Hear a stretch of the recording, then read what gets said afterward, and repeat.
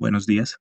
En el marco de la asignatura de calidad asistencial, nuestro grupo conformado por María Alejandra Cárdenas, John Frey Ortiz, Jennifer Samantha Vargas, Olga Patricia Vargas y Daniela Balbuena, habiendo realizado previamente el análisis de causa raíz mediante el diagrama de Ishikawa y dando continuidad a nuestro diagnóstico situacional, hoy presentamos la actividad 2, en la cual pasaremos de evaluar la etiología del problema a la intervención estratégica por medio de diferentes modelos. Nuestro diagrama de Ishikawa reveló múltiples fallas estructurales. Durante la exposición abordaremos cada una de las dimensiones del diagrama, enfocándonos en el problema que consideramos más importante. Lo señalamos con el recuadro rojo. Inicialmente debemos tener en cuenta que para que cualquier plan de mejora funcione, debemos intervenir primero en la regla con la que evaluamos la información correspondiente a las métricas de la unidad de cuidado intensivo. Por eso, nuestro modelo de solución en la dimensión de medición se enfocará en el problema crítico de los sesgos en la recolección de datos y monitoreo.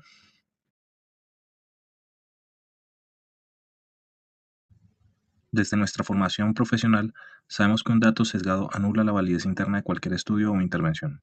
Si nuestra vigilancia epidemiológica es pasiva, reactiva y está contaminada por el comportamiento alterado del personal, estaremos tomando decisiones gerenciales completamente a ciegas y llevando a conclusiones erróneas, por lo que a continuación veremos cómo desmantelar este sesgo. Iniciamos con el modelo Lean Healthcare. Este enfoque nos exige identificar y eliminar todo aquello que no aporta valor, lo que conocemos como mudas o desperdicios. Haciendo este diagnóstico definiremos cuáles son las métricas sesgadas. Actualmente, la vigilancia depende de la observación humana bajo presión jerárquica y con horarios predecibles. Esto genera tres grandes desperdicios clínicos. El primero es un defecto de calidad donde obtenemos tasas de adherencia a la higiene de manos irreales, superiores al 90%, que es producto directo del efecto Hawthorne, en donde el personal actúa de forma correcta solo porque sabe que está siendo observado, generando una métrica falsa. En segundo lugar, tenemos el sobreprocesamiento. El tiempo clínico vital que el servicio de epidemiología o los encargados del área epidemiológica invierte en llenar planillas físicas durante la auditoría dificulta la generación de intervenciones en tiempo real. Y por último, el talento subutilizado, generalmente en relación a la cultura punitiva de la institución que provoca un subregistro masivo de los errores o de los casi errores. El resultado final es un dato inválido, una falsa adherencia que colapsa el sistema de toma de decisiones. En este escenario, proponemos una arquitectura de transformación basada en tres pilares de excelencia LEN, que nos garantizarán la validez absoluta de los datos epidemiológicos. El primer pilar es el POCA-YOU tecnológico, es decir, un mecanismo a prueba de errores en donde pasaremos a un monitoreo imperceptible, instalando sensores de radiofrecuencia en dispensadores y credenciales para medir la higiene 24/7, eliminando el factor humano de la auditoría. El segundo pilar es un Kaizen cultural. Instauraremos una plataforma 100% anónima, encriptada, para fomentar una cultura justa en donde el reporte del error o el casi error no tenga ningún tipo de represalia. Y el tercer pilar es la automatización, que nos permite realizar una validación cruzada permanente entre lo que observamos clínicamente y el consumo logístico real del hospital. Ahora, pasando al segundo modelo, aplicamos el benchmarking clínico para medir la brecha frente a la excelencia internacional. La situación ancla es crítica. Dependemos de una auditoría observacional, manual y altamente sesgada que genera tasas de cumplimiento sesgadas, frente al estándar global dictado por la OMS y el CDC, que exige un monitoreo electrónico continuo e integrado a los inventarios. Por lo que, para poder cruzar esta brecha tecnológica y de cobertura, hemos diseñado una estrategia de adaptación inmediata con una transición al cálculo indirecto. Por lo que a partir del momento validaremos la adherencia midiendo el volumen exacto del uso de insumos como el alcohol y el jabón consumido por paciente día. Esto es una métrica subrogada, robusta, que prepara nuestro terreno operativo para la futura sensorización que cumpla con los estándares más altos de calidad. Nos comparamos con la directriz de la Agencia para la Investigación y Calidad de la Atención Médica, por lo que este benchmarking debe tener un enfoque multinivel, teniendo un énfasis organizacional. Para alcanzar esta directriz es necesario dar un giro a nuestros CAPIs, o indicadores claves de desempeño. Para ello, una estrategia es dejar de castigar el error y empezar a recompensar públicamente a los turnos que generen un mayor volumen de reportes voluntarios de fallas. Y finalmente, la joya de nuestra propuesta en la dimensión de medición es la triangulación sistémica. De ahora en adelante, la verdad epidemiológica solo existirá en el centro del diagrama que les muestro. Ningún reporte de adherencia se ha dado por válido si no coincide matemáticamente con el gasto logístico de la central de mezclas y si no se correlaciona con la tasa real de aislamientos microbiológicos en los pacientes. Ahora vamos a abordar el problema de contaminación de superficies en torno a los pacientes hospitalizados. Este corresponde a la espina del medio ambiente. Primero vamos a abordar esta problemática por el método Lean Healthcare.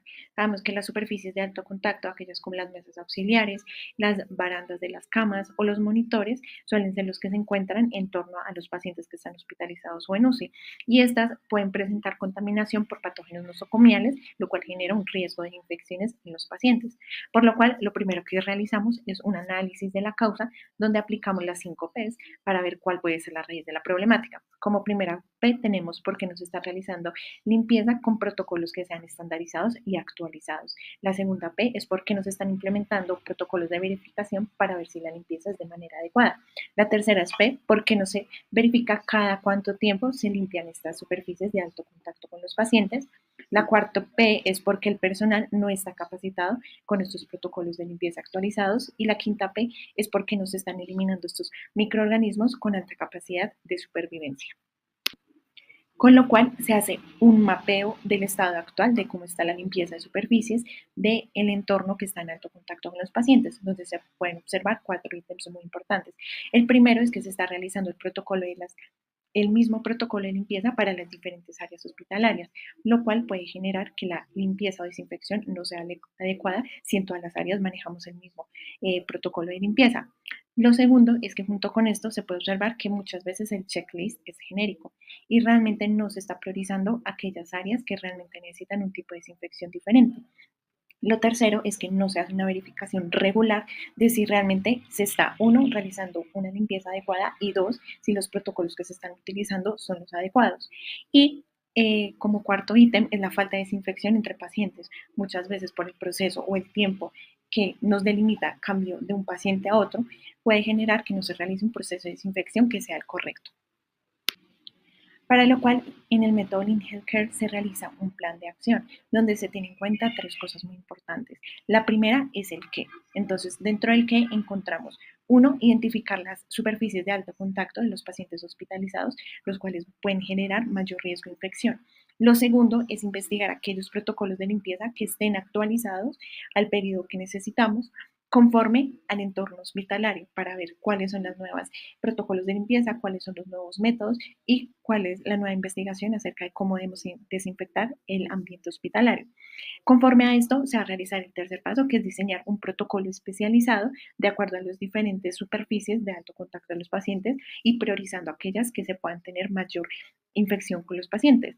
Lo cuarto es realizar capacitaciones periódicas al personal de limpieza, ya que este va a ser el encargado de que la desinfección y limpieza de estas superficies sea la adecuada.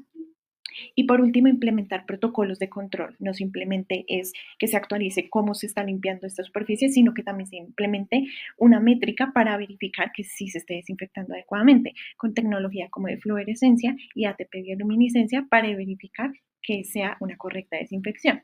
Como segundo muy importante es quién va a realizar esto, pues el personal de limpieza, que es el mayor actor dentro de todo este factor. El segundo, comité de calidad y seguridad del paciente. Ellos son los que nos van a ayudar a que el personal de limpieza sea el que esté actualizado. Y también la enfermería epidemiológica para estar corroborando y verificando que los protocolos se estén realizando adecuadamente y que las infecciones disminuyan conforme se aplican estos nuevos protocolos.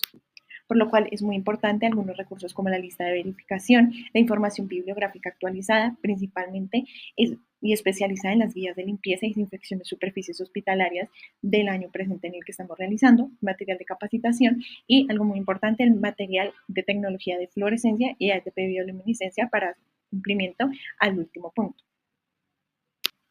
Otro método por el cual vamos a abordar esta problemática es por medio del ciclo PDCA, donde nos dice que debemos planificar, hacer, verificar y actuar. Primero, en planificación, vamos a hacer 2 cosas muy importantes. Identificar los agentes nosocomiales con mayor prevalencia de infección que se están presentando a nivel intrahospitalario en nuestros pacientes. Y segundo, es hacer un mapeo de aquellas superficies que puedan tener mayor contacto con nuestros pacientes y que puedan ser los agentes contaminantes. En cuanto a la parte de hacer, vamos a implementar protocolos de limpieza que estén actualizados y junto con esto vamos a capacitar al personal de enfermería y de limpieza y desinfección para que ellos también estén, digamos que con una información actualizada y con unos protocolos estandarizados para que se realice de manera adecuada. Luego de esto vamos a verificar Luego en la parte de verificación vamos a verificar con métodos tecnológicos como la fluorescencia o ATP bioluminiscencia para ver si estos protocolos que se están implementando en limpieza son los adecuados y se está haciendo una adecuada desinfección. Y junto con esto nos vamos a apoyar del equipo de epidemiología para revisar si las tasas de infección a nivel intrahospitalario han disminuido. Finalmente, en el actuar, vamos a tener dos opciones. Si comprobamos que hay un adecuado cumplimiento del objetivo propuesto, pues ya se va a institucionalizar el protocolo de limpieza y desinfección para que se implemente a nivel general en todas las zonas del hospital.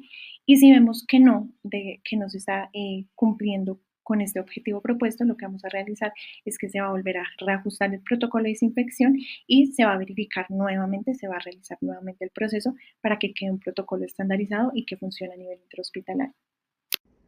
Dentro de los materiales nos enfocamos en la falta de insumos de bioseguridad debido a retrasos en la compra y deficiencias en el control de inventarios y utilizamos la matriz DAF. Dentro de las fortalezas que encontramos, tenemos al Manual Institucional de Medidas Básicas para la Prevención de Infecciones Asociadas a la Atención en Salud, que va a regular el uso de insumos de bioseguridad. Tenemos al personal de enfermería y de almacén con experiencia en el manejo de insumos críticos. Tenemos la relación comercial establecida con proveedores habituales para insumos de uso frecuente. Dentro de las habilidades encontramos que hay un control insuficiente del inventario, con una ausencia de sistema automatizado y una discrepancia entre la existencia de insumos reales y los otros registrados. Hay un retraso en el proceso de compra por procedimientos administrativos poco ágiles, hay una ausencia de un punto de reorden, pues no hay un stock mínimo ni un stock máximo pues claramente definido, y hay una dependencia de un número reducido de proveedores. Dentro de las oportunidades encontramos que las tecnologías de gestión del inventario, como los códigos de barra, los sistemas ERP, que optimizan la visibilidad y la prevención de la demanda. Están las posibilidades de convenios de compra conjunta o consorciada con otras instituciones, y están los lineamientos de la OPS que van a priorizar la disponibilidad de insumos de bioseguridad como estándar de calidad. Y por último, dentro de las amenazas, vemos que hay una vulnerabilidad de la cadena de suministro global ante disrupciones como pandemia, restricciones comerciales o dependencia de fabricantes extranjeros. Tenemos que hay un incremento de precios de insumos de bioseguridad ante episodios de alta demanda, y hay unas restricciones presupuestales del sector de salud que limita la compra anticipada.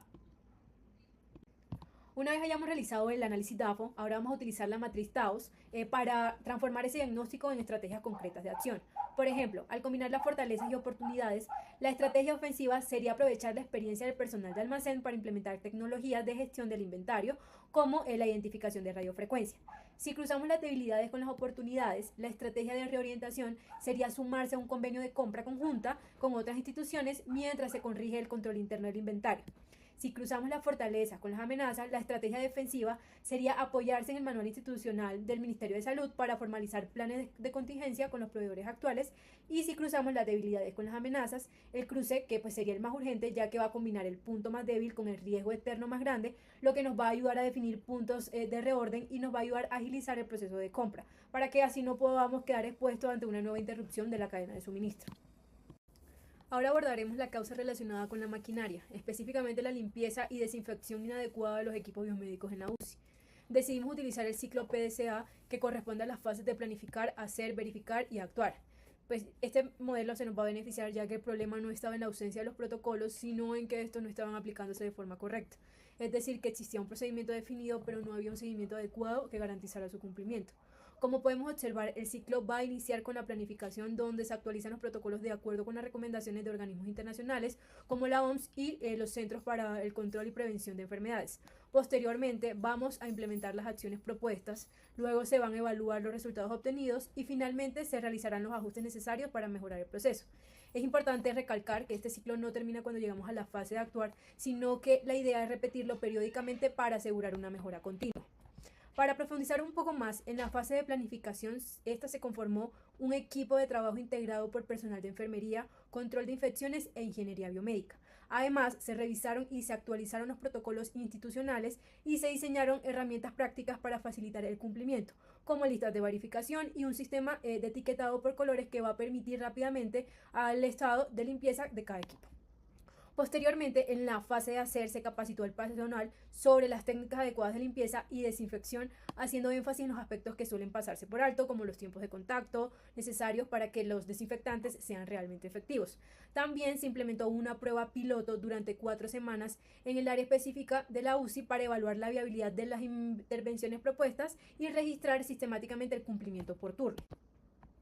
En la fase de verificación se evaluó el cumplimiento de las medidas implementadas. Sin embargo, no nos limitamos únicamente a la observación directa, ya que sabemos que las personas pueden modificar su comportamiento cuando saben que estas están siendo observadas.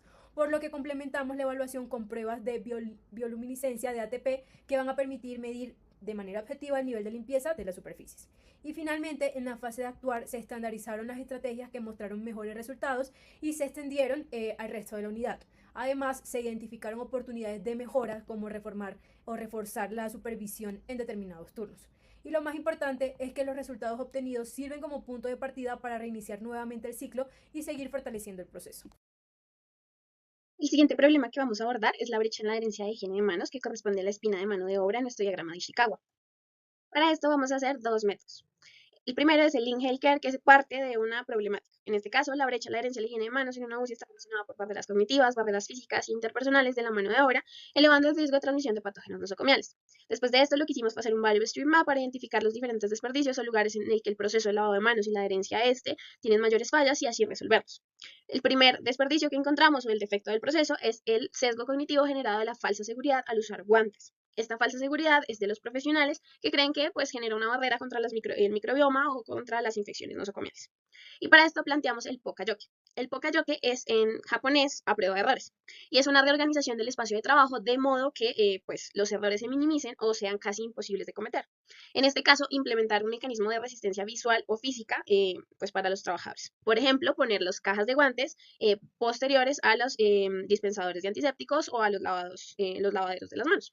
Esa sería una forma de resistencia física y visual. Y la segunda parte de este Pokayoke sería estandarizar el proceso de entrenamiento para romper el mito de que el látex o el nitrilo, compuestos de los guantes, reemplazan la higienización o el lavado pues, al generar una barrera microbiológica.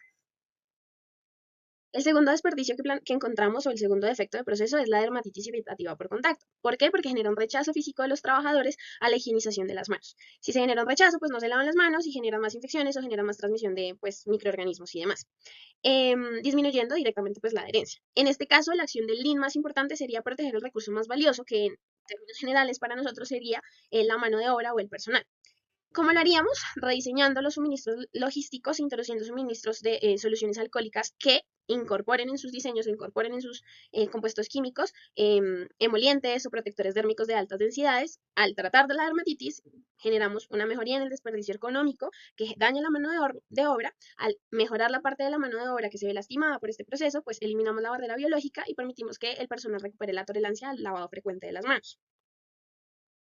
La tercera falla o el tercer desperdicio que vimos, defecto en el proceso, es que el personal tiende a tocar múltiples superficies con los mismos guantes puestos, pensando que de una u otra forma pues están limpios. Y esto genera contaminación masiva cruzada, y no solo pues estando expuestos los pacientes a mayores infecciones adquiridas pues nosocomiales o demás, sino aumentos en los costos de retrabajo que pues a la larga son perjudiciales pues para la institución. Entonces, aquí ¿qué planteamos? Algo que se llama principio Jidoka. Adoptar este principio que es calidad en la fuente parte de detener la línea. Detener la línea en nuestro ámbito sería frenar el procedimiento o los procedimientos inseguros en el acto cuando observamos que estos pues están haciendo de forma incorrecta. Para nosotros, la forma de plantearlo sería empoderar a todo equipo asistencial para detener cualquier procedimiento una vez identifiquen que alguien usa guantes contaminados o que se salta cualquier norma de asepsia. ¿Por qué? Porque esta interrupción, además de exigir el cambio de la conducta errónea, y permitir la higienización, contiene el fallo táctico que pues ahorraría aumentos de costos por retrabajo y pues mejoraría la línea de producción, que en este caso sería pues todo el proceso de atención asistencial. El segundo método que vamos a utilizar para intentar resolver el problema de la brecha en la herencia de la higiene de manos es un DOFA. Vamos a empezar con las debilidades. La barrera física de la dermatitis. Ya hemos hablado de esto, pero la presencia de la dermatitis irritativa por contacto en el personal de salud debido al lavado crónico con jabones abrasivos o geles genéricos, pues hace que arda, duela y eso actúa como un rechazo biológico inconsistente pues para higienizarse. La segunda es la saturación cognitiva y fatiga mental. Una alta carga mental provocada por multitasking e interrupciones frecuentes en la UCI pues hace que el operador priorice tareas intensivas y descarte de forma inconsciente micropasos de antisepsia y asepsia. El tercero es un modelo mental de barrera unidireccional. Prefiero mi autoprotección a la bioseguridad. Entonces, el personal prioriza inconscientemente el uso de guantes para protegerse a sí mismo de fluidos de paciente, la autoprotección, descuidando la higiene de manos previa, que es el mecanismo crítico para proteger al paciente pues, de la transmisión de la flora. El otro es la normalización de la desviación en momentos precontacto, que es un sesgo de omisión. ¿Por qué? Existe una alta adherencia a la higiene de manos en los momentos posteriores al contacto, partiendo más sobre todo de ese concepto de autocuidado, y al rechazo pues, de los fluidos, pero se normaliza la omisión en los momentos previos al contacto, en donde el riesgo para el clínico se percibe erróneamente como nulo. La otra es un sesgo de falsa seguridad por los guantes, que ya también lo hemos hablado, porque se percibe el guante como un sustituto de una fricción correcta con antiséptico, pues que genera omisión sistemática pues, del lavado. En cuanto a las fortalezas, tenemos que el personal en la UCI generalmente es de un alto nivel cognitivo y con una alta formación. Tanto el personal médico como de enfermería pues tienen sólidos conocimientos teóricos sobre los momentos de higienización de manos y su impacto en la tasa de infecciones transmitidas por catéteres y infecciones nosocomiales. La otra es que tienen vocación y orientación a la seguridad. Suelen ser personal altamente comprometido de forma intrínseca pues para la seguridad del paciente crítico y suelen tener disposición favorable hacia los programas de calidad institucional. Además, tienen liderazgo clínico y hay muchas figuras de influencia pues dentro de los servicios, que no suelen ser los líderes más formales, o sea, los encargados del servicio, pero sí suelen ser pequeños campeones de higiene que fomentan en sus equipos de forma informal, pero efectiva, pues la promoción de buenas prácticas y son referentes para el comportamiento adecuado de las prácticas de asepsia en el personal de la UCI. La familiaridad con la cultura de medicina y auditoría clínica también es importante, porque al trabajar en una unidad de cuidado crítico, pues este personal está habituado a la monitorización constante de los procesos y la revisión frecuente de los indicadores de calidad, lo que reduce la fricción, perdón, o la resistencia de la mano de obra a ser observada durante las auditorías de adherencia y pues mejoraría este proceso. En cuanto a las amenazas, tenemos la sobrecarga y los ratios desfavorables. Hay mucha fluctuación en un servicio de la UCI en cuanto a la demanda asistencial y esto puede alterar la relación óptima del profesional-paciente, lo que puede aumentar la prisa, la probabilidad de omitir técnicas asépticas y demás. Lo otro es que hay una alta rotación de personal, tanto de ingreso constante como de personal temporal, rotatorio, en cuanto a internos, residentes y demás, que entran a una unidad de cuidados intensivos sin una preparación o sin una inducción estandarizada y sin haber adoptado como tal la cultura de seguridad del servicio, que pueden poner pues, en riesgo esto. Y lo otro es que hay una cultura punitiva tradicional en las organizaciones que son rígidas y que castigan el error en lugar de reportarlo, corregirlo y pues mejorar el proceso, lo que puede silenciar las conductas de ciertos empleados que intentan alzar la voz frente a fallas ajenas. Y en cuanto a las oportunidades, tenemos que hay tecnología y logística farmacéutica diferente que puede actuar en pro del personal, porque ya hay disponibilidad en el mercado de geles hidroalcohólicos de última generación que tienen emolientes, que mejoran o que cuidan la barrera cutánea para los profesionales de salud. Lo otro es que hay educación basada en simulación y esta educación basada en simulación nos permite de forma dinámica, por ejemplo, con luz ultravioleta o con otros tipos de actividades, mostrar la mano sucia debajo del guante o de verdad inculcar en los trabajadores o derribar estos mitos de la falsa protección contra los guantes. Y lo otro es migrar hacia una cultura justa de verdad, con un apoyo de la dirección médica, reestructurar dinámicas de equipo, fomentar seguridad, que todos trabajen empoderándose unos a otros para alzar la voz en cuanto a encontrar errores de otros profesionales. Y entonces, una vez realizado esta matriz DOFA, pues podemos hacer esta matriz de estrategias cruzadas, pues para realmente buscar soluciones. Entonces, tenemos FO, planteamos diseñar talleres de educación basados en simulación dirigidos por estos líderes de servicio, no los líderes típicos que son los que hacen los, no sé, los turnos rotatorios o ese tipo de situaciones, sino más bien esos líderes silenciosos que son los que realmente son referentes de los servicios y los que estimulan a otros personales pues a seguir cumpliendo las normas y a seguir haciendo las cosas bien. En cuanto a la DO, incorporar tecnología farmacéutica avanzada en pro del personal de salud para mitigar el rechazo al lavado y facilitar las tareas pues de lavado crónico y de asepsia y antisepsia. En la F y la A tenemos fomentar la cultura de auditoría clínica amigable para neutralizar el impacto del cansancio. Y en la DA tenemos migrar hacia una cultura más justa para erradicar el silencio ante las omisiones en los momentos precontacto, que pues ya vimos es uno de los momentos más críticos en cuanto a la adherencia del lavado de manos. Continuando con la espina de método, vamos a enfocarnos en el incumplimiento de los protocolos de inserción y mantenimiento de dispositivos médicos invasivos, catéter venoso central y sonda urinaria en la UCI. La OCDE registra un incremento crítico en las tasas de infecciones nosocomiales, principalmente asociadas a dispositivos como catéter venoso central y catéter urinario. Este problema se debe a varias causas identificadas, entre ellas una elevada variabilidad en las técnicas de inserción y mantenimiento de los dispositivos invasivos, la ausencia de auditorías procedimentales en tiempo real y la falta de alertas visuales en la cabecera del paciente para gestionar ese retiro oportuno. Todo esto convierte a los catéteres y a las sondas en la principal vía de entrada de patógenos, comprometiendo gravemente la seguridad del paciente crítico. Para cerrar la brecha metodológica actual, comparamos nuestra línea base con los programas de éxito de los tres mejores hospitales del mundo. Por un lado tenemos el mantenimiento y control visual. La situación actual es que hay evaluaciones esporádicas, sin visibilidad del estado del dispositivo ni seguimiento diario. Para esto se hace un análisis y una comparación global con la clínica Cleveland. Ellos tienen el proyecto SHINE mediante el uso de tarjetas visuales. Hacen tarjetas físicas y digitales bidimensionales de colores rojo y verde. Y constantemente hay auditores que evalúan el cumplimiento del bundle 3 veces por semana. Si falta un elemento, la tarjeta cambia a rojo, forzando la acción inmediata. ¿Cuál es la brecha? Que hay falta de herramientas de gestión visual en tiempo real en la cama del paciente. En cuanto a la técnica de inserción y seguridad, encontramos que la situación actual es una alta variabilidad, el uso inconsciente de barreras estériles. Para eso tenemos un ejemplo del Johns Hopkins, que tiene una cultura de Stop the Line, Clip Protocol. La inserción del catéter venoso central está auditada en tiempo real por un observador independiente, que puede ser de enfermería, con una lista de chequeo física. Él tiene la autoridad obligatoria para detener el procedimiento si se rompe la esterilidad en algún proceso. Es decir, ¿cuál es la brecha en el momento? Que hay una inexistencia de este rol del auditor presencial con una autoridad vinculante. En cuanto a la prevención e indicación, la situación actual es que tenemos criterios objetivos para la inserción y la permanencia de los dispositivos. Mayo Clinic ha desarrollado un protocolo de las 6 Cs de CAUTI, un paquete que incluye considerar alternativas, conectar con técnica estéril, cuidado perineal, mantener circuito cerrado, limpieza de manos y criterio de retiro oportuno.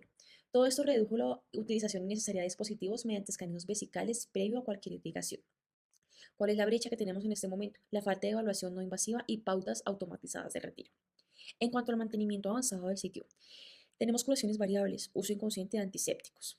Para esto usamos estándares de la Sociedad de Epidemiología Hospitalaria de América y de la Sociedad de Enfermedades Infecciosas de América, con el protocolo de barrera de clorexidina, en que consiste en la aplicación estricta de clorexidina al 2%, en alcohol al 70%, secado por evaporación de 30 a 60 segundos, y el uso sistemático de apósitos transparentes semipermeables impregnados con clorexidina.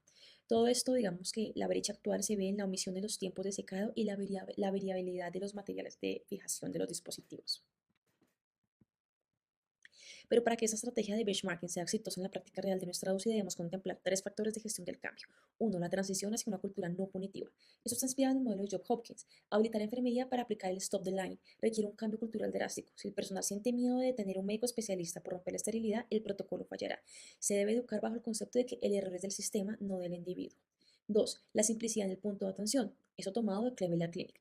No podemos saturar al personal con más formatos de papel extensos. Las tarjetas visuales de rojo-verde en la cabecera deben ser de lectura rápida e intuitiva para no sumar fatiga cognitiva a la mano de obra. Y 3. Las alternativas clínicas viables de Mayo Clinic. Para reducir el uso de las sondas vesicales no basta con prohibir su uso, se debe dotar al servicio con tecnologías de soporte, como ecógrafos de vejiga portátiles, bladder scanners, facilitando la toma de decisiones basadas en datos objetivos antes de invadir al paciente. Realizamos el análisis de este problema principal también usando el ciclo PDCA. Con esto hacemos una planificación, una estrategia de diseño, crear los bundles e indicaciones basados en ese benchmarking que ya acabamos de exponer. En el hacer hacemos un despliegue y piloto, una prueba de 2 meses y capacitación con un posterior despliegue físico. En la parte de verificar, importante hacer la auditoría y el análisis, la medición del efecto Hawthorne y cruce de datos. Y en el actuar, la consolidación y tecnología, integración en la historia clínica electrónica y expansión total hacia demás servicios del hospital. En plan, importantísimo que se generen herramientas que nos ayuden a nosotros y a todo el personal para poder generar ese seguimiento a este problema. Uno, hacer boulders unificados, la fusión del protocolo 6C que acabamos de exponer y el protocolo CLIP. Y hacer las checklists Stop the Line, formato digital o físico que sea útil para la evaluación del observador de la enfermería al momento del pasar el catéter central. ¿Cuáles serían las métricas que quisiéramos alcanzar? Tener una adherencia al protocolo mayor al 95%, disminuir en un 20% los días promedio de uso de dispositivos por paciente y hacer mediciones de dispositivo de inserción. En el hacer es la fase de ejecución controlada. Importante hacer una capacitación y empoderamiento, esto en la primera y segunda semana. Hacer talleres de simulación clínica rápida y aplanamiento de jerarquías. Esto muy importante para que enfermería pueda ejercer esa autoridad de suspensión cuando vea una falla séptica para un especialista. En la segunda, esto para la primera y segunda semana. Para la tercera y la cuarta semana, un despliegue del semáforo visual, instalación de tableros físicos y las tarjetas que habíamos dicho verde y rojo en la cabecera del paciente, registro visible de la fecha de inserción y justificación diaria del mantenimiento. Y ya para la aplicación estricta de los insumos, más o menos hacia el mes 2, hacemos la introducción exclusiva de los sets estandarizados en los carros de procedimientos y el uso de materiales asépticos como la clorexidina y el alcohol y los apósitos transparentes. La fase de verificación es la fase de evaluación del impacto de la prueba piloto para medir el éxito e identificar desviaciones que podamos ver durante el camino. Importante la ronda de auditoría cruzada con epidemiología, inspecciones semanales sin previo aviso para evitar ese efecto Hawthorne, que es cuando cambiamos nuestra conducta cuando vemos que alguien nos está viendo. Evaluar si esa adherencia decae cuando el personal no sabe si está siendo observado. Y la medición del impacto, la comparación directa de las tasas del piloto versus la línea histórica. Para el actuar, una vez podamos tener al menos un 40% de esa meta alcanzada, hacemos la establecición del protocolo a toda la UCI y urgencias como política institucional. Importante, realizar simplificación de ciertos flujos si se detecta sobrecarga cognitiva, sobre todo en el personal de enfermería, que es el que de pronto vamos a sobrecargar haciendo las checklists cuando se esté realizando el procedimiento de inserción del dispositivo. Y posteriormente viene la integración tecnológica con automatizaciones semafóricas en la historia clínica, ya con alertas visuales donde se indique el retiro o la pertinencia de la continuidad del dispositivo. Y bueno, ¿qué podemos concluir de todo este gran análisis que hemos hecho de todo el diagrama de Chicago con los posteriores análisis de los problemas? Podemos concluir que la seguridad del paciente no es un problema de exigencia individual, sino de diseño institucional. No podemos seguir pretendiendo resolver fallas sistémicas exigiendo un heroísmo diario al personal de primera línea. Reducir las infecciones y optimizar la atención no se logra vigilando más, sino diseñando un entorno donde hacer lo correcto sea la opción más fácil y equivocarse sea prácticamente imposible. La verdadera calidad asistencial realmente empieza cuando dejamos de buscar culpables y empezamos a rediseñar procesos. Muchas gracias.